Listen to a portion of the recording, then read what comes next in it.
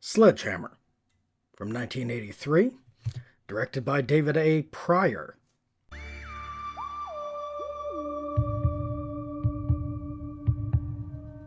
A disaster of a movie of the highest order, rivaled only by Things and Birdemic for just how poorly written, directed, acted, and shot the movie can be. This is a shot-on-video, or SOV, slasher, with a late-night infomercial aesthetic merged with surreal slow-motion sequences of laughable portentousness. In an unassuming remote farmhouse, a horrible shrew of a mother locks her young son in a closet, a la Carrie, or Pieces, while she has an affair with a Gomer Pyle-looking Al Bundy shoe salesman schmo, only for the pair to be viciously murdered by a sledgehammer-wielding maniac. 10 years later, a group of young people arrive to party and spend the night in the murder house, only to run afoul of the same killer. Will any of the unfortunates survive the night? And what the hell is actually happening in this movie? One of the earliest SOV horrors, and in fact, the first SOV legitimately released only on VHS, Sledgehammer is full of nonsensical dialogue, copious slow-motion shots to pad out its generous 84-minute runtime, and a bunch of amateur actors unattractive in the way that only the 80s could have produced.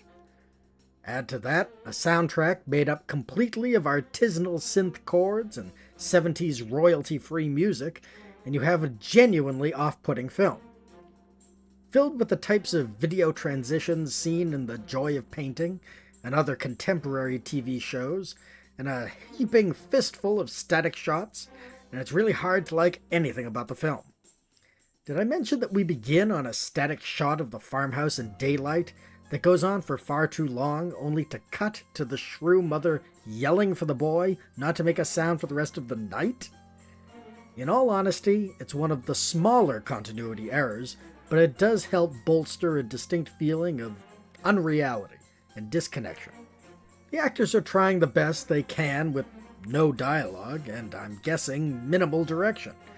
But seeing the brawny man yell nonsense with the background actors of perfect strangers and a pair of Hall & Oates impersonators gets very old, very fast.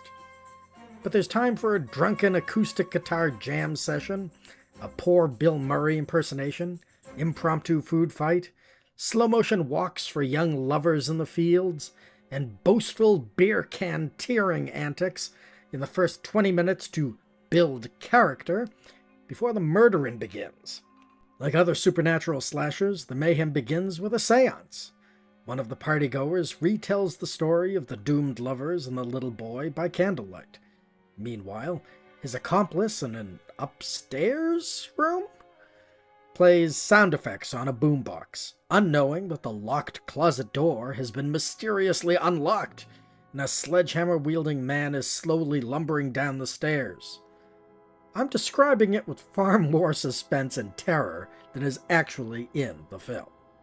The accomplice is quickly dispatched with a knife through the neck, with the others downstairs none the wiser.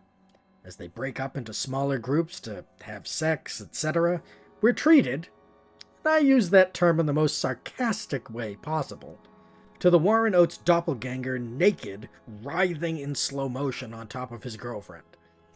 Needless to say, they're so in the moment that they completely miss an enormous killer with a sledgehammer coming into the room. The girl's neck is snapped, in slow motion, naturally, and Oates is killed with a blow to the chest. Afterwards, we're given our first look at the killer, and boy howdy, it's a doozy. Dressed in a flannel plaid shirt, chinos, and work boots, he's taller than all the doorways and wearing a mask. And not just any mask. He's got a clear baby doll Halloween mask only over the top of his face, with his mouth visible underneath the bottom of the plastic, in some scenes. In others, it's a clear half mask with the mouth completely exposed, and in one scene, it's a full mask completely covering his face. It's crude, but effective, as he wanders the unknown, blindingly bright halls of the house in slow motion with discordant synth. Also, sometimes he's a child.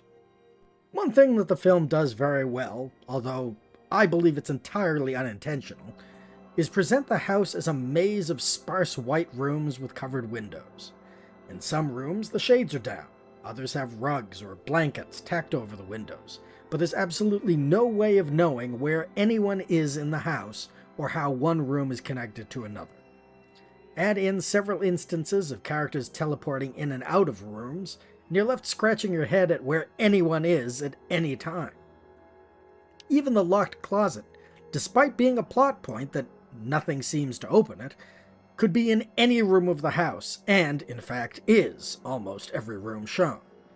In a cost-saving maneuver, you have to give Pryor props that he got the most use out of his apartment.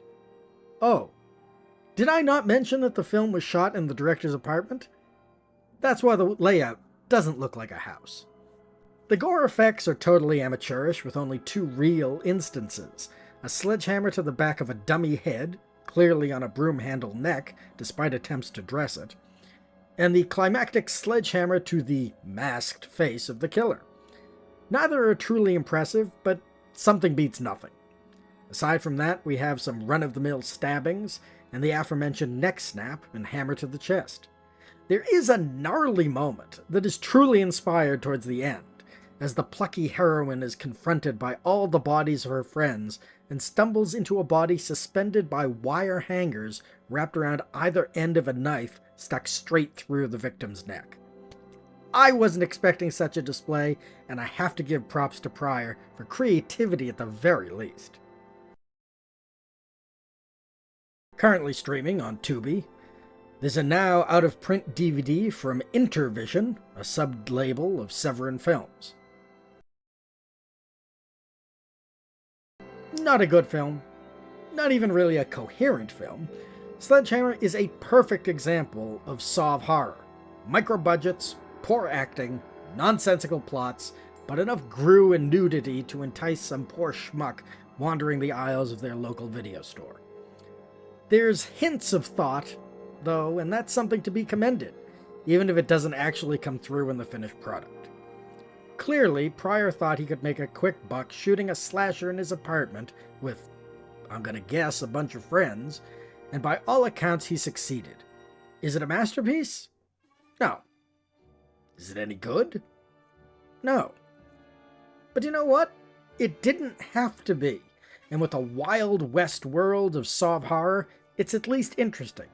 Plus, I swear that the slow-motion shots of the killer walking down the halls inspired the tall man scare from It Follows. I give Sledgehammer a 1 out of 10. So just a small addendum to this.